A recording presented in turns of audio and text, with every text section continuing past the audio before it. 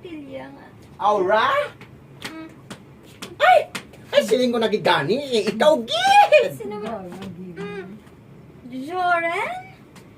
Ang classmate ko sa high school nga mas babayi pa sa ako. Correct. Ikaw, Gil! Uy, abi ko, anay kung sa Manila ka. Dito kayo pa eskwela ni tita mo. Ay, wala na chay. Nagpo-oli ko. Kaya nahidlaw ko sila ni mama kag papa. Ay, kumusta ka na? Ay, nahidlaw mo ko si Imo ba? Pwede ka hug? Joren, Hmm?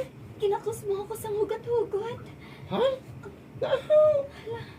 Ano ni? Nanginali na nagtasig ang pitik sa dugan ko.